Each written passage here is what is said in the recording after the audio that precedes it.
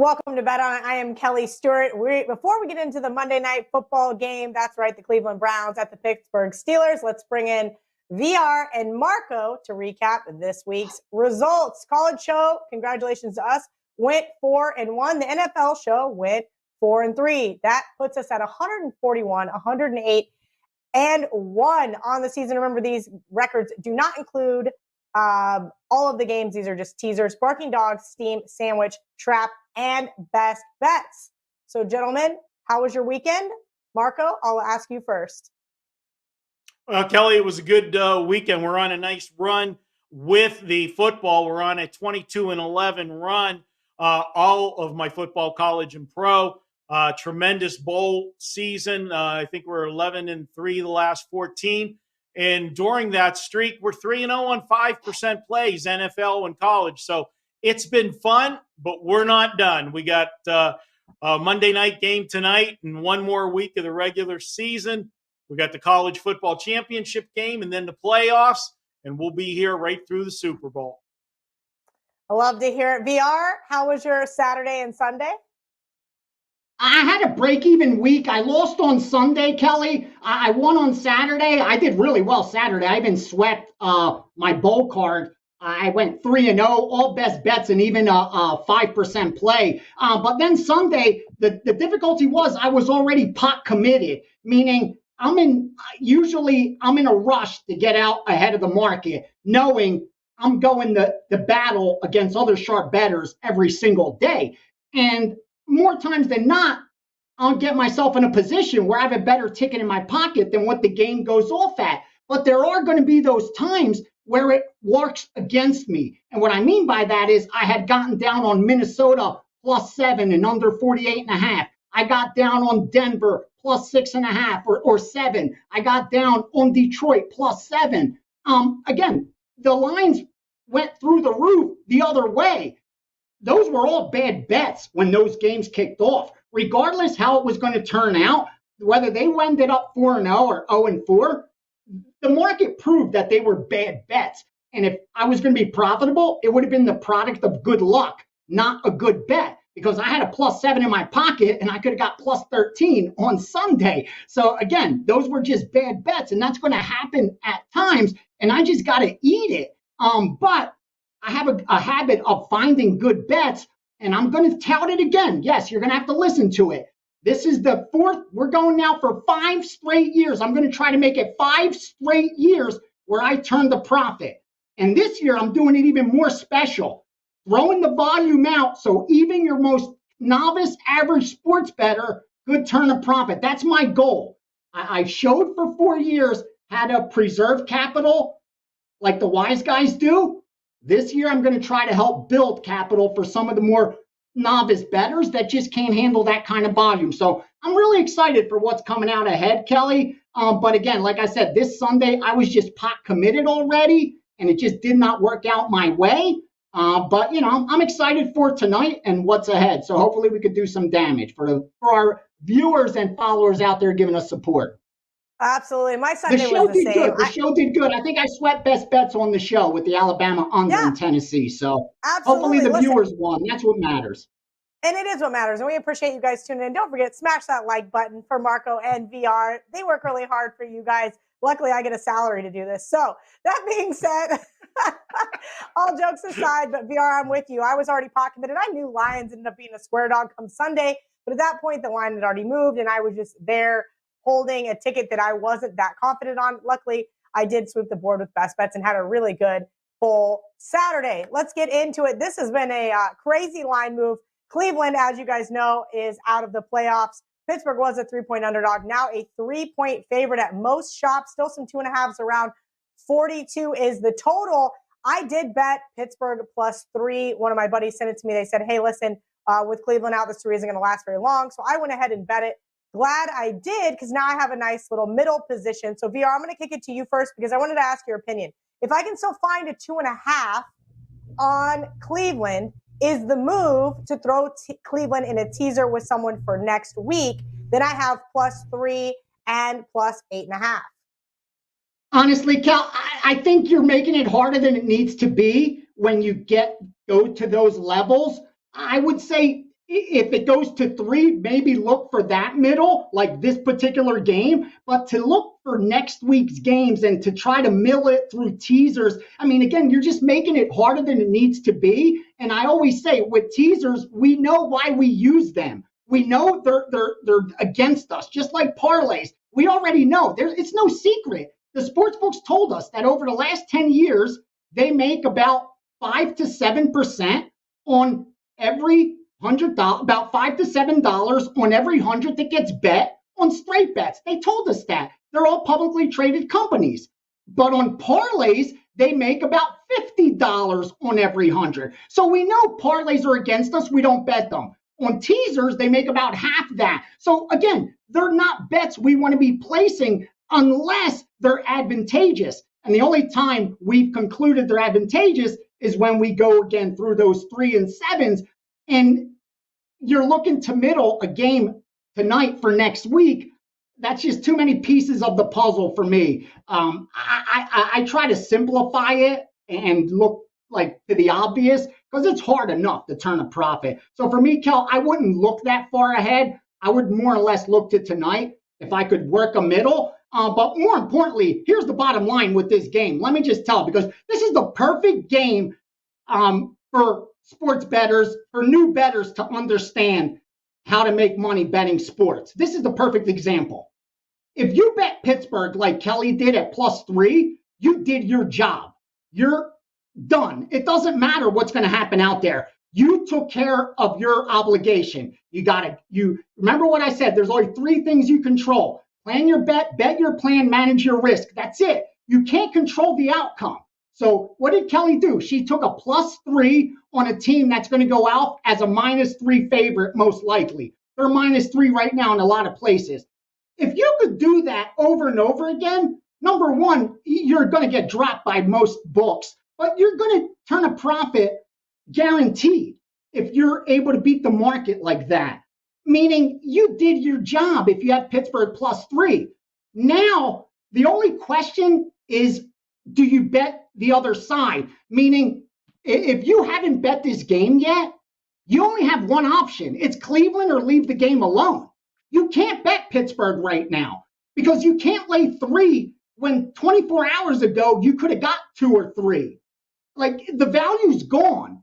Even if Pittsburgh goes out there and wins by a touchdown, if you do this consistently, you're going to lose money. And I'm going to tout again. The reason I'm the only capper that's able to say for the last 4 years, I've turned a profit every single year documented is because I don't place those bad bets. And I don't look to be the product of good luck. Because if you're taking Pittsburgh -3 tonight, that's exactly what you're doing. You're taking the worst of the number at the worst possible time, and you're hoping for good luck. You're not getting the best of the line. This ain't closing Pittsburgh -6. So again, where's your edge?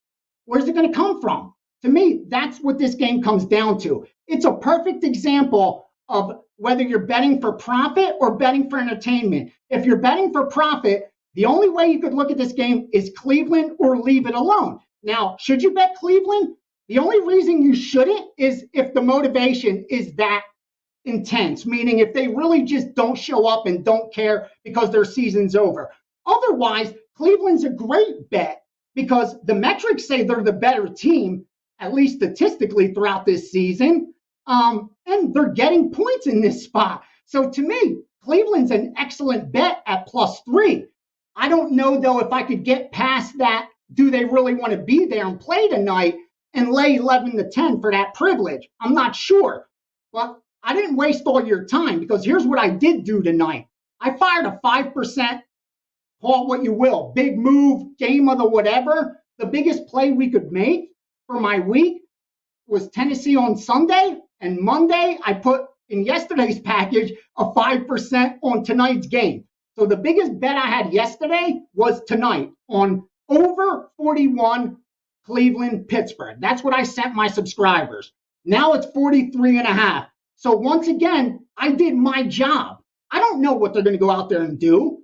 The reason it's a 5% play is because I was confident that the over had value. Number one, you look at the series, Over the last 10, it's 5-5 to the over or under. It's not like it's an under series. And more importantly, this line's lower than it has been historically. Over the last 10 times these two teams met, the average total has been about 44.5. We were looking at 41, more than a field goal adjustment based on that earlier season's final. So I was going to jump on that over immediately. I think the value is there. And also with Cleveland having two of their secondary out, free safety, strong safety out, that's going to help Pittsburgh's passing game, because the one metric that stuck out to me is Cleveland's 6th against success rate against the pass. So Pittsburgh's going to have a lot of trouble throwing the football. But with these two guys out, it's going to make it a little easier, and that's going to really help our over even more. Now, should you bet it at over 43, over 43.5? Honestly, I still think it's plus EV, because I wouldn't have made it a 5% play if I didn't think this line should be about 45, believe it or not. So I still think it's plus EV at this point, but not for long. That's my play. I love the over. I unloaded on the over. The only question between now and kickoff, Kel, sorry to go long, is whether or not I get to the window with Cleveland. Pittsburgh's not even an option. It's, do I get to the window with Cleveland at +3 now, or do I leave the side alone? Because again, the metrics like Cleveland, the situation, I think all except for them having nothing to play for, everything supports Cleveland. The only question is I want to see what Marco says, because he knows the X's and O's and even the situation around these teams are much better than I do. So I was really excited. I'm so glad you came to me first so I could get that out of the way and then hear how Marco breaks it down, because he may actually give me that nudge I need to get to the window, or he may actually give me that confirmation to say, dude, stick with your under and you're good. You're over, and leave this side alone. Who gives a shit? So we'll see. But that's what I like. I bet the over already, big money. And I like the Cleveland Browns, sprinkle. I think they win this game. But I haven't backed that opinion with any money yet. VR nailed it. If you asked me which two teams Marco knew best in the NFL, it would be the Pittsburgh Steelers and Cleveland Browns. These two teams absolutely hate each other, Marco. And I understand why everybody wanted to bet Pittsburgh because of the situation of Cleveland already being out of the playoffs. But now Cleveland has that situation to get to play spoiler against their most hated rival.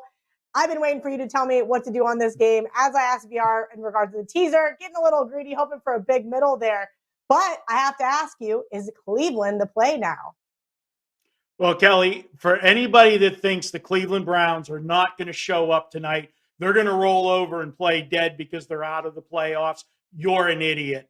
You don't know this series, okay? These two teams absolutely hate each other. Now, as far as Cleveland goes, it's actually a bigger rivalry for Cleveland than it is Pittsburgh, because Pittsburgh's #1 rivalry used to be the Cleveland Browns. But whenever Cleveland moved to Baltimore, the original Browns went to Baltimore and became the Ravens. That rivalry became Pittsburgh and Baltimore. And those two teams had dominated the NFC North for a decade and a half. They've been banging heads. But this is the second rivalry, but it's the bigger rivalry for Cleveland. To put it in perspective, Michigan State. Michigan State, it's a bigger rivalry for them because Michigan has Ohio State as their #1 rival, but they're both important. Now, with that said, first off, I agree 100% with Ace as far as the over. And here's why, okay? Pittsburgh has fallen behind in like 6 or 7 straight games. They've been down big at the half. Every time they've been down at the half, in the second half, most of those games, they made big comebacks and either won the game or made the game close.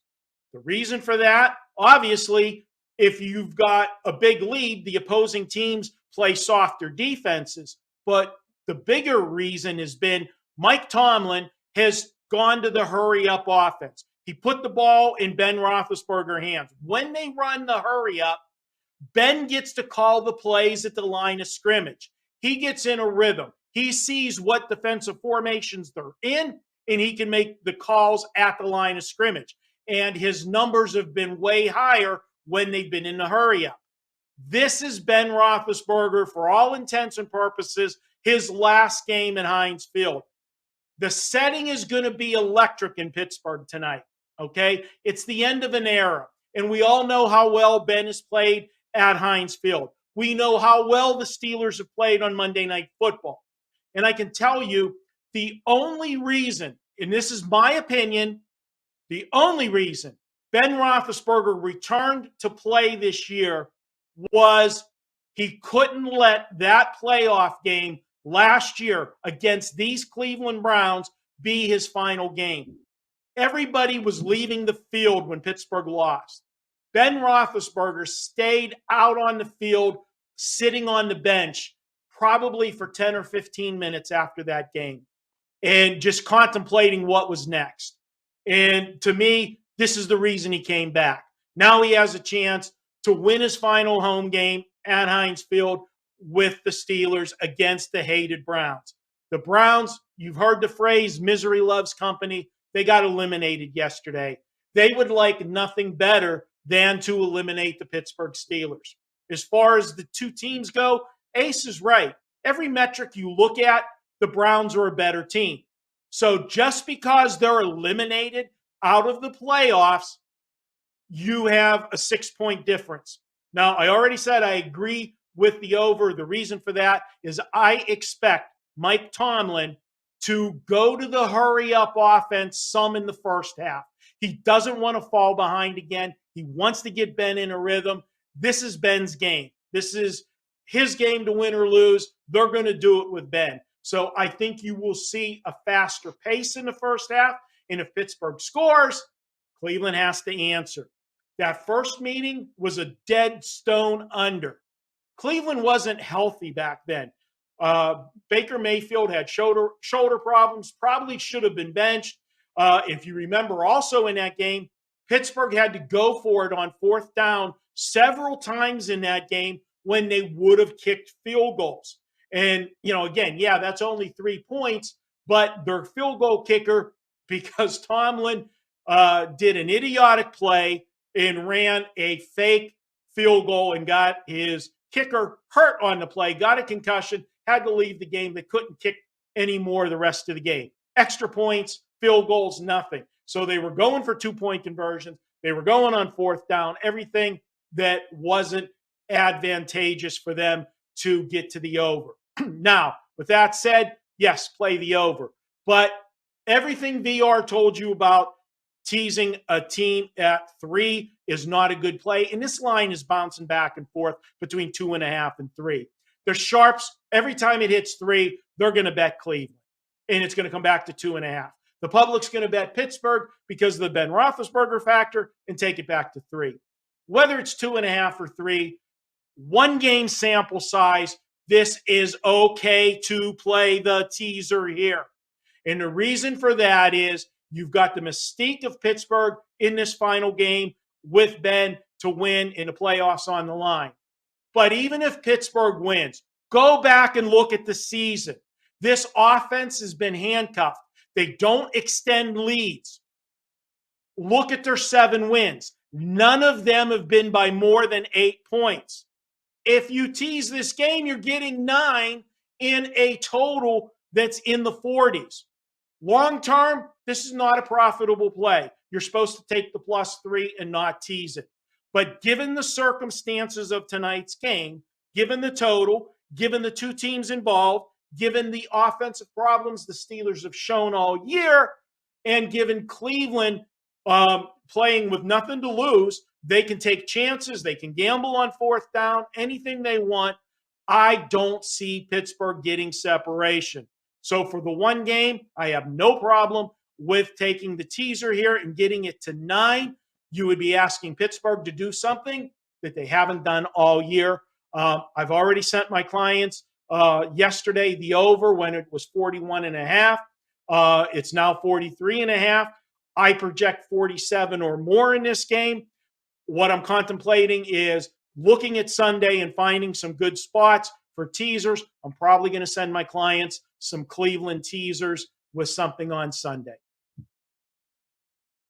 Love it. Beautiful. Marco and VR. Those guys are the best, aren't they? Hanging out with me on a Monday, dealing with my flight delays and my nonsense. I'll let you guys know how Wednesday's show is going to go if I even get to make it back from the beautiful city of Houston, Texas. Thank you guys for hanging out with us each and every week. As those guys like to say, smash those like buttons. Drop us some comments. I'm appreciating all the love on Twitter, but make sure you guys tag Marco and VR at Marco in Vegas at Greek_Gambler so they can get some of these beautiful comments as well.